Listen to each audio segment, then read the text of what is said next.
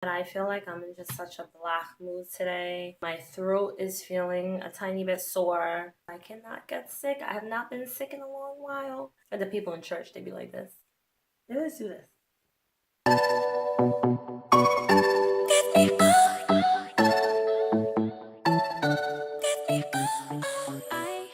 So last week's videos, I asked you guys to send me questions, and I told you they could be about anything. I'm gonna try to go through them real quickly, so let's get started. We'll start with number 1. What's your sign and how old are you? You look so young. I'm told that I look young all the time. I'm a Libra. I was born in October, and I am 32 years old. What's your nationality? I am half Puerto Rican and half black. Is your hair real? How do you maintain it? Yes, my hair is 100% real. I take a lot of pride and joy in my hair. The way I maintain it is a whole lot of conditioner. I don't use brushes, I don't use combs, and I don't put heat to my hair. Do you own any light colors like pink? I don't own any light colors. I thought this question was really funny. I do tend to wear a lot of dark colors or colors like black and white, burgundy. The only colors that I do own that are light are usually shirts that I'll wear in the summertime. I've always been a dark color, plain kind of girl. How do you find time to make videos as a mom and wife? It is very challenging, but I make the time. Sometimes you don't necessarily have a lot of time. You have to squeeze it in whenever you can. And I just make it work. I have to know the days to record, to film, and then I have to also give myself time to edit, and that's usually the longest process is editing. Do you have a job outside of YouTube? Yes, I do. I am a teacher assistant in a special needs daycare with toddlers, so I have kids who are autistic, have speech delays, ADHD, and other delays. Who edits your videos? How do you film and edit? And why isn't your husband ever in any of them? Alright, so I edit my own videos. That's a very long process. I film it using my phone. I use my camera phone. I have a Galaxy. And I edit using an app called Filmora. It's a one-time buy. I think I paid about 30 bucks for it. And it's a really, really good editing app. If you don't have a Mac, because I don't have a Mac, I have a PC, it's really good. So if you're thinking about starting a YouTube channel, I highly recommend looking into Filmora. My husband, he doesn't really want to be in the videos if it's talking about cults and things like that. I do want to have him in the videos. I don't think he's quite ready for it yet, but I don't know, we'll see. Will you ever make a video with your kids? I actually do want to make some videos with my kids in them. I just have to make sure my husband's comfortable with it because the kind of content I put on this channel. What's your biggest dream? My biggest dream is to inspire as many people all around the world to do speaking events, to write books, and to coach. That's pretty much it. And I would die pretty happy. Do you have any tattoos, and how many? Yes, I have 7 tattoos, and I want more. Love, love, love tattoos. How tall are you, and where are you from? So I'm 5'8.5". I'm pretty tall. I'm actually the tallest female in my family on my mom's side. My mom is a shrimp. And I'm from New York City. I was raised in the Bronx and born in Manhattan. What inspires you, and how do you stay so motivated? One of the things I could say that really inspires me is me seeing other people going after their dreams and pursuing things and being happy. It inspires me when I see other people who are inspired, and that also motivates me as well. Writing inspires me. Writing is my passion. I love to write. Making YouTube videos, you guys inspire me. Just anything that I love to do, anything that I can see myself doing for the rest of my life and waking up and saying, you know what, I did this today, makes me inspired and motivates me to keep doing more. What are your biggest fears? Something horrible happening to my kids, God forbid. I can't imagine life without them, and as a mom, That's like the unthinkable. When you're not making YouTube videos, what are you doing? Working on my laptop, on my book, working on projects for the content that I want to make. I'm coming up with ideas. I'm journaling, going over my affirmations. I'm listening to music, meditating, shopping, or having brunch with some girlfriends, spending time with my family. I love spending time with my family. All right, so now it's time for the religious questions. How do you view your baptism? I've had many people on this channel say to me that my baptism wasn't real and that I should never got baptized, all because I left ICOC, which I think is really stupid. I knew what I was doing when I got baptized. I knew that I wanted to get baptized. I don't intend to get baptized again because I don't think it's necessary. How did you view the Bible before the screwed up indoctrination process? I viewed the Bible... You know what? That's actually a really good question. I've never really thought about this one. I didn't take it that seriously. I kind of viewed it as if you want to take it serious and go ahead. If you don't, then don't. I saw it very differently compared to now. What makes a person a Christian? A person who follows the Bible, tries their hardest to follow it fully, does what the Bible tells them to do, and doesn't do what it tells them not to do. A person who's just really dedicated, a person who really, really wholeheartedly believes in what the Bible tells them.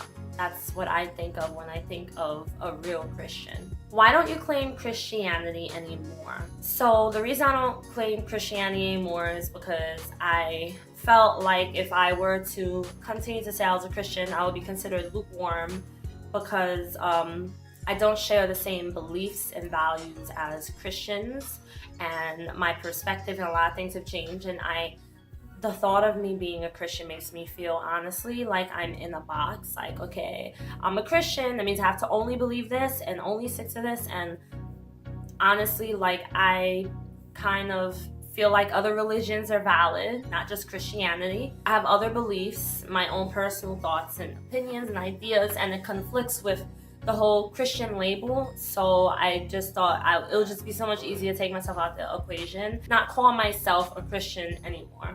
Are you looking at ICOC's definition of Christianity or from what you learned yourself in the Bible? I never thought about this, but I honestly think I do look more at what the ICOC taught me rather than what I learned myself from the Bible. And the reason I say this is because before I went to the ICOC, I did read the Bible, but I didn't read it fully.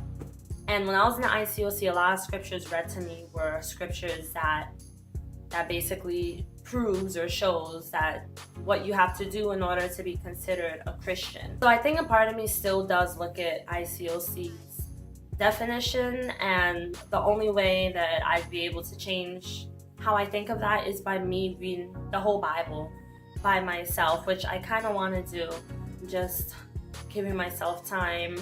I guess you kind of say I'm kind of procrastinating on that. Do you feel you're no longer Christian based on these specific verses about denying yourself, one true church doctrine, saved by believing, and baptism, confession, etc.? Or does your belief in God as Father and Jesus as Son no longer exist? I think that I do kind of base what I think a Christian is on the verses that the ICOC gave me. That target specifically, not the one true church doctrine, not that. I don't believe in the whole one true church thing. I think it sounds ridiculous. But the whole denying yourself is something that I do base what I believe a Christian is on. That whole deny yourself and take up your cross. That's what the ICOC teaches very heavily. So I do kind of still have that in me. And saved by believing and baptism, confessing, I don't really think that that's necessarily true. I don't necessarily agree with that. I don't think that you have to be baptized in order to be saved, because what if you're on your way to your baptism, you get hit by a car, you die, God's gonna say, oh, sorry, you didn't get in the water. I just don't believe it. But based on the ICOC, yes, I do feel like I'm not a Christian because of what I was taught and because of what the Bible primarily says. God, I think I'm getting sick because my throat is like feeling funny and my nose is always run. Does your belief in God as Father and Jesus as Son no longer exist? Okay, so I do believe in God as being, I guess, being Father. I just think God is God. I don't really think of God as Father necessarily, but Jesus as Son. I'm not too sure if I still believe Jesus even existed, so that is something I am struggling with believing as of lately. But I believe that there is God, higher power. Like I said, I'm gonna have to read the Bible again and really work through my thought process with this whole thing. Is real confusing as to what I believe. Sometimes I don't even think I know what I believe. The ICOC put God in a box. So are you comfortable being a Christian outside of the box?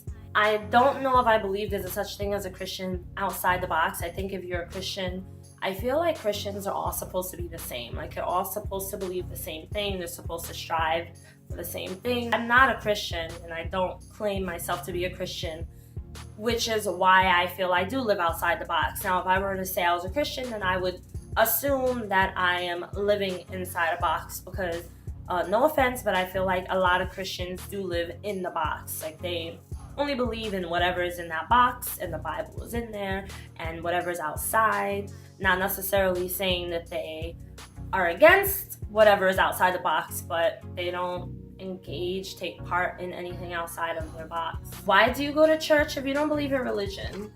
So the reason I go to church, even though I don't believe in religion, even though I'm not a Christian, is because it makes me feel comfortable, and I feel like it's my way of connecting to God, to the higher power, and it just makes me feel good, and I feel like no one can tell me what to do, and no one can tell me to go or not to go, so I choose to go.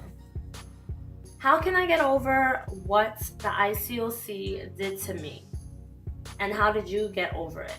So I did a video recently, which I will have right up here for you to check out. And in that video, I spoke about getting over something versus overcoming something. So I never actually got over. I don't believe in getting over certain things, like being in a cult. It's all about working through it, working through your emotions, processing it through, and learning how to deal. And that's what I did. I do have a coaching program for those who are trying to learn to overcome what they went through in their cult. How's your relationship now with your husband since you have left Christianity? We're doing well. We just have certain boundaries we don't cross. He still believes what he believes. I still believe what I believe. But we get along fine. It's just that our religious views do not necessarily click. It just kind of is a miss rather than a hit. Other than that, we're working through it, working out pretty fine. How do you tell your kids about your religious views? How do you raise them? I try to answer whatever questions they have as honest as I can, as honest as possible, without trying to overstep their own personal beliefs and their kids. So, yes, their beliefs may change as they get older because really they believe in whatever we teach them. I mean, we've been raising them in church, so of course they believe in whatever the church is going to teach. I don't try to take them away from that. I don't try to sway them away, but I tell them honestly. I tell them, you know, right now this is what you believe, this is what you're being taught. But as you get older, if you do happen to think differently or to question things, is okay. It's actually good to question things. Don't feel like you are a bad person if you ever get to that point. When it comes to raising them, I allow my husband to do it his way in terms of religious. I'm fine with them going to church. Before I started going back to church, my husband was taking them to church. I'm fine with it. I do tell them it's okay, you can go to church, you can believe in these things, but I don't want them to ever feel like they have to believe in it because this is what they're taught, and you must. Like, I want them to know that there's other things out there. I don't want them to be shut off from it. Sometimes my husband may not agree with something. I may allow them to be exposed to certain things that are out in the world, and he may not really like it, but it's life, and I tell them this is life. If we don't tell you, or we don't show you, you're gonna find out on your own. I'd rather them find out through me. Like, I'll give you guys an example about the gay community. If they ask, I'm like, yeah, he's gay or she's gay. You know, and God loves that person too. And I know some Christians are like, no, they shouldn't have us on TV, it shouldn't be exposed, and I get it, but what can you do, you know? What's most important to me is that my kids know how to love all people, no matter what their background, what their religion is, and that is what I try to teach my kids. So I think I'm gonna have to go take some medicine because I'm feeling worse right now. Like my throat is hurting and I don't really get sick often. And I hope you all enjoy your beautiful weekend. All of the links to my social media, my email, and my website down below. You have now until March 29th to have free coaching with me. So if you're dealing with anxiety, you're dealing with depression, you're dealing with indoctrination, or you want help on changing your mindset, have some positivity, then I have the links down below. I will see you guys in the next video.